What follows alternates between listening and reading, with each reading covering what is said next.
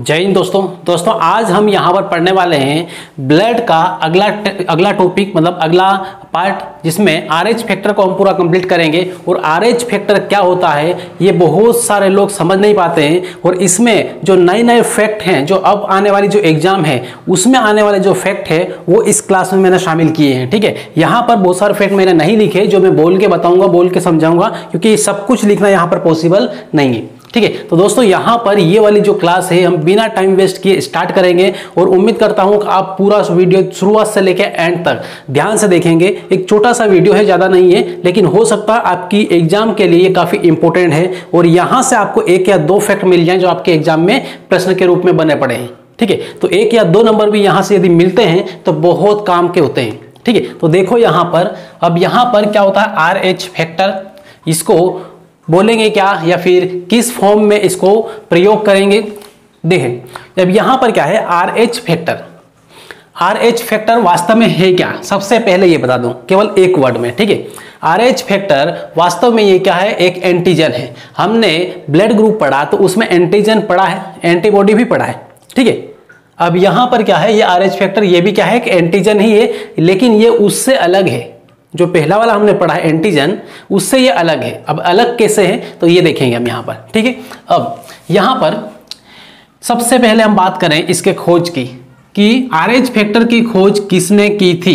ये आपको लगभग सभी को पता होता है, लेकिन बहुत सारों को पता नहीं भी होता है। ठीक, तो देखो RH फैक्टर की खोज करने वाला जो व्यक्ति है वो है लैंड स्टीनर और विनर। लैंड स्टीनर और विनर आपको बहुत अच्छी तरीके से पता है कि ब्लड ग्रुप की खोज करने वाला जो व्यक्ति है वो कौन है, तो वो है लैंड स्टीनर। क्लियर है इतना? ठीक है, वही व्यक्ति यहाँ पर भी शामिल है। बस ये है कि यहाँ पर RH फैक्टर की खोज इसने अकेले ना करके विनर के साथ मिलकर करी। ठीक है, इसलिए यहाँ पर इनकी क्या हुई, जीत हुई। यहाँ पर विनर का मतलब क्या होता है, जीतने वाला। ठीक है, तो इस तरीके से यहाँ पे लैंड स्टीनर और विनर दोनों ने मिलकर किस एंटीजन की खोज की, जिसे हम RH फैक्टर कहते हैं। ठीक है, इसको RH हिंदी में कारक भी बोलते हैं, फैक्टर को क्या बोलते हैं, कारक। ये कभी कबार RH कारक क्या होता है या फिर RH कारक की खोज किसने की, कारक का भी इस्तेमाल हो तो यही आएगा। ठीक है, तो दोनों ध्यान रखना, फैक्टर और कारक दोनों एक ही है। ठीक, अब तो पहला पॉइंट तो यहां पर ये हुआ कि लैंड स्टीनर और विनर ने खोज की किसकी, RH फैक्टर की। कब की, तो 1940 में की। कब, 1940 में, मतलब 1940 में। इतना क्लियर है? अब आगे बढ़ें। अब यहां पर ये देखें कि इसका माध्यम क्या है। ठीक है, मतलब किसके ऊपर प्रयोग किया, किसके ऊपर प्रयोग करके ने ये खोज की। तो इसका जो माध्यम है वो है रिसस नामक बंदर। रिसस नामक बंदर के ब्लड से यहां पर यह खोज की गई कि इस बंदर में एक RH फैक्टर पाया जाता है, मतलब एक विशेष प्रकार का अलग एंटीजन पाया जाता है, जिसे हम बायोलॉजिकल लैंग्वेज में बोलते हैं इसको प्रतिजन। ठीक है, तो दोनों को ध्यान रखना यहां पर कि इसको, ये जो एंटीजन लिखा मैंने यहां पर, इसको प्रतिजन भी बोलते हैं, प्रतिजन। ठीक है, तो हिंदी मीडियम से है तो हिंदी में आपको एंटीजन भी लिखा हुआ मिलेगा और प्रतिजन भी लिखा हुआ मिलेगा। बहुत सारे लोग ल्यूसेंट में ये शब्द लिखा हुआ नहीं है, प्रतिजन। ठीक है, ध्यान रखना। और यदि क्वेश्चन बनाने वाले ने एंटीजन न लिखकर प्रतिजन लिख दिया तो फिर कंफ्यूजन होगा। ठीक, क्योंकि ये पढ़ा ही नहीं, ठीक है, पढ़ने में आया ही नहीं बुक में, तो फिर दिक्कत आ जाएगी। इसलिए यहां पर मैं जो बता रहा हूं बहुत सारे ऐसे वर्ड बताऊंगा जो ल्यूसेंट में नहीं है। ठीक है, नॉर्मल बुक में नहीं है, लेकिन इसको मैं पूरा डिटेल में स्टडी करने के बाद आपको यहां पे बता रहा हूं। ठीक है, अब तो ये अभी मैंने बताया कि एंटीजन और प्रतिजन क्या है, एक ही है। ठीक, अब यहां पर माध्यम क्या है, तो रिसस नामक बंदर, इसके ऊपर प्रैक्टिकल किया गया और इसी से क्या किया गया, इसकी RH फैक्टर की खोज की गई। क्लियर है? इसमें हालांकि एक खरगोश का भी रोल है। ठीक है, खरगोश प्रतिरक्षी, खरगोश के ऊपर भी प्रैक्टिकल किया गया और वहां से भी खोज की। ठीक है, तो इस तरीके से यहां पर रिसस नामक बंदर से क्या, एंटीजन की खोज की, और उसके एंटीबॉडी के रूप में किसके ऊपर प्रयोग किया गया, तो एक खरगोश के ऊपर प्रयोग किया गया। क्लियर है? तो खरगोश का नॉर्मल बुक में कहीं पर कोई उल्लेख नहीं होता है, उससे कोई क्वेश्चन वगैरह नहीं बनता है, लेकिन यहाँ पे ध्यान रखना है कि अब यहाँ पे एंटीजन की खोज की किससे, RH बंदर से। ठीक है, लेकिन इसके प्रतिरक्षी खरगोश के रूप में, प्रतिरक्षी कौन है, खरगोश के ब्लड को प्रैक्टिकल के रूप में लिया गया था। ठीक है, तो प्रतिरक्षी मतलब क्या है, एंटीबॉडी। ठीक है। अब एंटीबॉडी यहां पर होता क्या है कि ये जो एंटीजन होता है, RH फैक्टर जो होता है, इसमें जो एंटीजन होता है, इसमें किसी भी प्रकार का इसका कोई एंटीबॉडी नहीं बनता है, ध्यान रखना है इसका, ठीक है। यहां पर बहुत इंपॉर्टेंट पॉइंट बता रहा हूं, ब्लड ग्रुप हमने पढ़ा है तो उसमें जो एंटीजन होता है तो उसके विपरीत एंटीबॉडी भी होता है एक ब्लड ग्रुप में। जैसे ब्लड ग्रुप ए ले लो, तो यहां पर ब्लड ग्रुप ए ले लिया, यहां पर ए, तो इसमें एंटीजन ए होता है, ठीक है। एंटीजन क्या होता है? ए होता है, और एंटीबॉडी क्या होता है? बी होता है, ठीक है। ये है, तो ये एंटीजन और ये एंटीबॉडी है।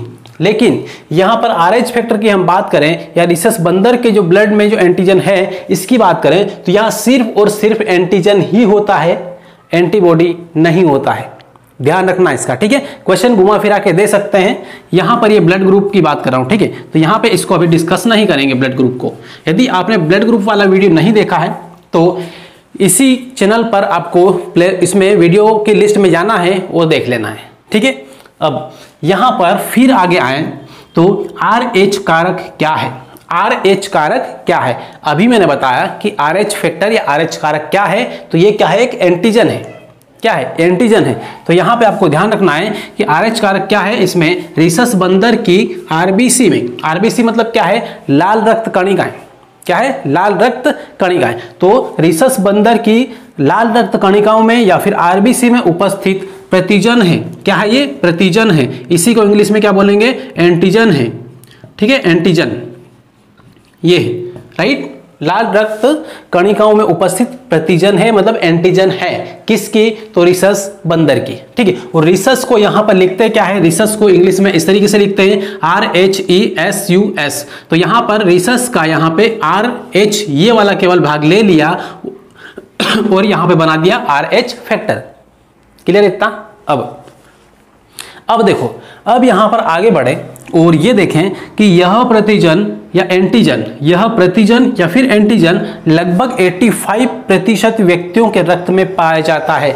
यहां पर पृथ्वी पर जितने भी व्यक्ति हैं, अब व्यक्ति में ये मत समझना है कि यहां पर केवल पुरुष की बात हो रही है, ठीक है। बहुत सारे लोग ये समझते हैं कि व्यक्ति बोला मतलब पुरुष की बात हो रही है, पुरुष की बात नहीं हो रही यहां पे, ठीक है। यहां पर व्यक्ति में पुरुष और स्त्री दोनों आता है, ठीक है। व्यक्ति मतलब केवल पुरुष की बात नहीं होती है, व्यक्ति मतलब होता है स्त्री और पुरुष दोनों को मिला के।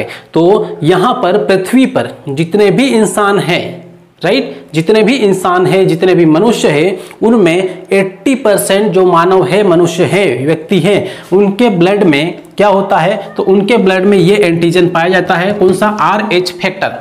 इसका मतलब ये है कि RH फैक्टर जिसमें होगा उसका जो ब्लड ग्रुप होगा वो कैसा होगा, वो भी बताऊंगा अभी आगे। बस 1 मिनट वेट कीजिए यहां पे, ठीक है। तो यहां पर ये हुआ, केवल इतना यहां पे याद रखना, लगभग 85%, लगभग बोला है यहां पर, लगभग, ठीक है। इससे थोड़ा सा बढ़ भी सकता है, ठीक है, और इससे थोड़ा सा कम भी हो सकता है, ठीक है। 1-2% कम हो सकता है, 1-2% बढ़ सकता है। क्लियर है? तो इस तरीके से यहां पे ये है कि 85% लोगों में यह एंटीजन पाया जाता है। मतलब कौन सा पाया जाता है? तो RH फैक्टर होता है, ठीक है। RH फैक्टर होता है। क्लियर है? अब फिर यहां पर देखें आगे, तो ये जो पॉइंट लिखा मैंने बहुत इंपॉर्टेंट है, काफी इंपॉर्टेंट पॉइंट यहां पे लिखा है, और ये एग्जाम में पूछा गया एक फैक्टर है, फैक्ट है, ठीक। तो देखो यहां पर जिनमें यह एंटीजन पाया जाता है, मतलब जिनमें RH फैक्टर होता है, उनका ब्लड ग्रुप RH पॉजिटिव होता है। जिन जिन व्यक्ति में, सपोज आप अपना खुद का मान लो, ठीक है, आपका खुद का जो ब्लड ग्रुप है उसमें यदि RH फैक्टर है तो आपका जो ब्लड ग्रुप होगा वो पॉजिटिव होगा। अब पॉजिटिव में कोई सा भी हो सकता है, A positive, B positive, AB positive या फिर O पॉजिटिव, ठीक है, कोई सा भी हो सकता है, लेकिन वो पॉजिटिव होगा यदि आपके ब्लड में RH फैक्टर है तो। और यदि आपके ब्लड में RH फैक्टर उपस्थित नहीं है तो फिर वहां पर आपका जो ब्लड ग्रुप होगा वो कैसा होगा? वो होगा नेगेटिव, ठीक है। एक का A पॉजिटिव भी होता है, एक का A नेगेटिव भी होता है। तो जिसमें RH फैक्टर है वो पॉजिटिव, जिसमें RH फैक्टर नहीं है या फिर जिन RBC में RH फैक्टर नहीं होता है वो क्या होता है? नेगेटिव होता है। अब यहां पर थोड़ा सा एक डायग्राम देख लो आप लोग, तो उससे और क्लियर हो जाएगा। यहां पर एक ये है A ब्लड ग्रुप और दूसरा ये वाला है, ये भी A ब्लड ग्रुप है, दोनों ही A है, राइट। अब कैसे पहचाने, कैसे दिखे, ये मतलब दिखाई देंगे कि एक पॉजिटिव एक नेगेटिव है, कैसे पहचान पाएंगे हम देख के, तो ये देख लो यहाँ पर। ठीक, अब यहाँ पर ए है तो आपको पता है कि यहाँ पर ए वाले ब्लड ग्रुप में इस तरीके की संरचना होती है। ठीक है, ये इस टाइप की आपको यहाँ पे मिलेगी। ठीक है, और यहाँ पर भी सेम टू सेम वैसा ही रहेगा, ये इस टाइप से। क्लियर इतना? अब यहाँ पर RH फैक्टर यहाँ पर अभी नहीं है। ठीक है, अभी RH फैक्टर यहाँ पर नहीं दर्शाया मैंने, अभी सिर्फ और सिर्फ यहाँ पर क्या लिखा मैंने, एंटीजन यहाँ पे लिखा, मतलब ब्लड ग्रुप ए मान लिया, ये भी ब्लड ग्रुप ए है। अब इसको यहाँ पर क्या है कि ये वाले को हम देखेंगे माइक्रोस्कोप के माध्यम से या सूक्ष्मदर्शी के माध्यम से, तो यहाँ पर इसमें क्या हुआ कि इसमें यहाँ पे कुछ इस तरीके की एक संरचना दिखाई दे रही, यहाँ पे जो तीर तीर के यहाँ पे निशान है, ए का निशान है ये वाले। ठीक है, ये निशान है, इनको थोड़ा सा डार्क कर देता हूं मैं, ये वाले, राइट, ये। तो अब इन दोनों के बीच में यहाँ पर एक ये भाग है, इन दोनों के बीच में यहाँ पे एक ये स्क्वायर टाइप का है, और यहाँ पर इन दोनों के बीच में यहाँ पे एक खाली है, यहाँ पर इन दोनों के बीच में एक ये है। ठीक है, जब भी आपको ए ब्लड ग्रुप का मान लो से कोई सिंबल है या फिर ए ब्लड ग्रुप आपको पता चला कि जब भी इस टाइप का ये ऐसी संरचना रहेगी तो ए ब्लड ग्रुप रहेगा। ठीक है, सबसे पहली बात इस टाइप की, ये वाली और ये वाली। ठीक है, ये ऐसी संरचना दिखी तो ब्लड ग्रुप ए है। लेकिन अब ए में ए पॉजिटिव है या फिर ए नेगेटिव है, ये मालूम करना है तो आपको और ध्यान से देखना है। और इन दोनों के बीच में इस तरीके की संरचना दिखेगी, एक स्क्वायर खाली डब्बा दिखेगा। ठीक है, ये खाली डब्बा टाइप का ये दिखेगा। तो जब भी खाली डब्बा इसके साथ में है, इसका मतलब क्या है कि ये पॉजिटिव है, इसका मतलब क्या है, ये पॉजिटिव है, राइट, RH पॉजिटिव, मतलब ए पॉजिटिव यहाँ पर होगा। लेकिन यदि यहाँ पर देखें तो इसमें इन दोनों के बीच में यहाँ पर खाली जगह में कुछ भी नहीं है, यहाँ पर कुछ भी नहीं है, केवल यही दिखाई दे रहे हैं। ठीक है, सिर्फ और सिर्फ ये ए टाइप के दिखाई दे रहे हैं, त्रिभुज टाइप का आपको दिखाई दे रहा है इस गोले के ऊपर, ए के ऊपर। ठीक है, तो यहाँ पर क्या है, ये होगा कैसा, नेगेटिव होगा, ये ए नेगेटिव होगा, ए नेगेटिव और ये ए पॉजिटिव। क्लियर इतना? तो इस तरीके से यहाँ पे देख के पहचान सकते हैं, परीक्षण कर सकते हैं। लेबोरेटरी में भी मान लो से कि परीक्षण होता है तो ऐसे ही होता है, देखते हैं सूक्ष्मदर्शी के माध्यम से, उसमें सिंपल ऐसा दिखाई दे तो ए नेगेटिव ऐसा ही दिखाई दे रहा। इसका मतलब क्या है कि ये वाला जो भाग है इसको बोलते हैं RH फैक्टर, RH फैक्टर। तो यहाँ पर ये भाग है RH फैक्टर, इसमें उपस्थित है, जिसमें उपस्थित है वो क्या है, पॉजिटिव, इसमें उपस्थित नहीं है, यहाँ पे खाली खाली है तो ये ए नेगेटिव। इतना क्लियर है? अब इसी टाइप से सभी ग्रुप ब्लड ग्रुप में ऐसा ही होता है, ए बी ले लो या फिर बी ले लो या फिर ओ ले लो। ठीक है, दोनों में नेगेटिव और पॉजिटिव होता है।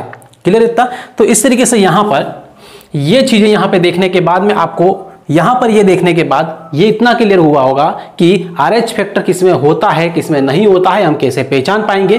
और वास्तव में RH फैक्टर होता क्या है, तो ये एंटीजन होता है, इतना क्लियर है, राइट। और एंटीजन, ये वाला जो RH फैक्टर है, इसमें जो एंटीजन होता है या प्रतिजन होता है, इसका कोई भी एंटीबॉडी नहीं होता है, इसका कोई भी एंटीबॉडी नहीं होता है, राइट। लेकिन यहां पर एक कंडीशन है। अब कंडीशन क्या है, कोई भी मान लो से कोई एक ऑफर मिलता है किसी को, तो उसके नीचे बारीक से एक कंडीशन लिखी होती है, चेतावनी लिखी होती है।